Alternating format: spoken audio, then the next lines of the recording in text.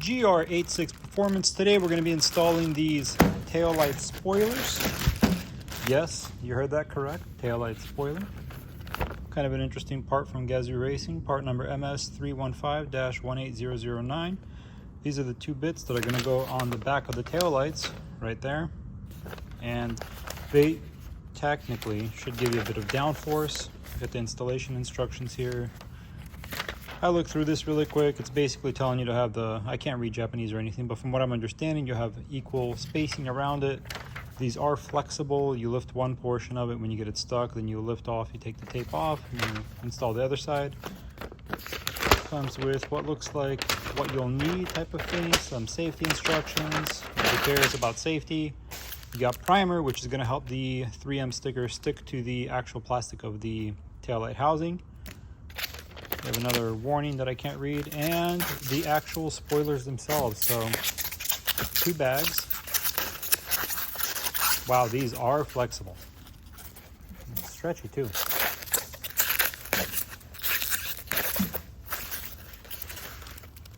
That's very flexible, dang. So you have two parts to look like on the inside. You have the obviously coated 3M stickers here. I would assume they're 3M because everything else is branded 3M. But anyways, this one looks like it's going to go on the driver's side. And as you can see with the profile of it, as the air goes along it, it gets flicked up, which I don't know if it's just for aero stability at very high speeds or a little bit of downforce. I don't know how much they're going to do, but they clearly do something for Gazoo Racing to have gone out and developed these. So there's both of them. They have some weight. They're not very heavy, but I would say maybe 12 ounces or so, 14 ounces. Anyways, let's get these installed.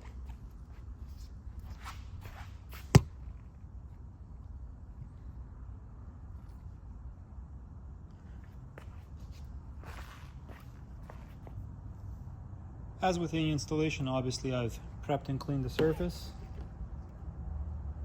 And it looks like there's a bit of a bump here, a little bit of a cutout. And according to the instructions, there basically should be, equal spacing along this edge here.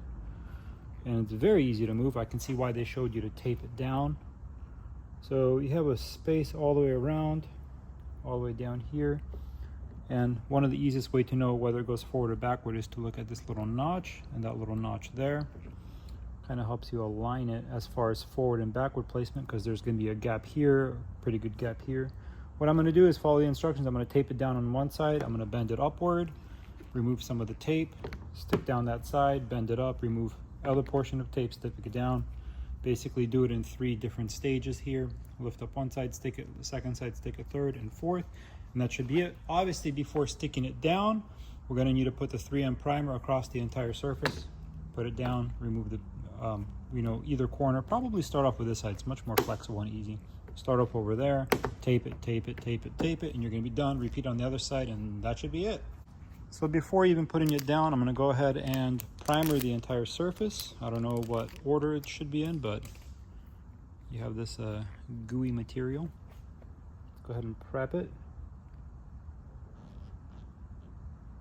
Obviously, you want to prep the entire surface where the tape is going to be touching, because this stuff, I use it in other applications, not necessarily this exact packet, but I use 3M primer. We buy it in the 1 pint jug because we need a lot of it. And anytime you're putting any kind of a, red 3M tape or any kind of tape in general, you want to prime the surface. You want this to fully dry before applying the actual adhesive to it. And what's going to happen is it's going to make this surface much more susceptible to the tape bonding to it. So this is a very crucial step. Make sure the surface is clean, then put the primer on, wait for it to fully dry. You'll see it when you blow on it. Some of it will kind of evaporate, but once that's completely gone, that's when you're ready to go ahead and apply everything. So contrary to what the pictures were showing, where the tape goes across it, I'm actually going to do it this way, to where I have this edge lined up over here, and also have the tip of it where the tip is going to go lined up, and we're going to go from there instead of doing it the long way. I would assume that I have a pretty steady hand based off of how much I do all kinds of different jobs. Keep in mind, once this goes down, that's it. It's going to be extremely adhesive. It's not going to want to come off. So what I'm going to do is I'm going to align the edges here. I'm going to align these two as well as the tip. by going sideways. As you can see, you can touch sideways without it sticking, but I'm going to align these two edges and the tip. And I'm going to go ahead and let it touch. And that is pretty much instant permanent adhesive. As you can see, it is flexible. That's why they want you to do it one section at a time, so you can keep the gap along this edge and over here and all that equal. And I have that stuck on, so that's on. Kind of an interesting material. It reminds me of the Porsche 911 duckbill that they had, not with just the design, but also with the material, and it's got a little bit of squish to it. It's kind of like a rubbery type material. So now that I got that one on, I'm gonna go ahead and do the secondary one. I'm gonna remove this tape here. Let's get a bit of a corner of a razor blade in there to help you pull it up. Remove that tape, and keep in mind, once it touches, it's pretty much instantly permanent. So I'm gonna keep an eye as I put this down to keep it as equal as possible. Get the second one down. So that's this one, as you can see, it lined up perfectly. Now I'm gonna go ahead and do the last two. This should be a lot easier since there's, 50% of it's already on. It's already much easier at this point to get everything else on. Almost slipped there. That's gonna be number 3. That's the third one out of 4.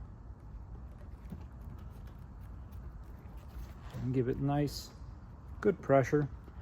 Don't sit on the car. Don't put all that weight on there, but you want to give it a nice. You want to give it a nice amount of pressure to make sure that the adhesive strip is all the way down and fully seated. And I got the last one here.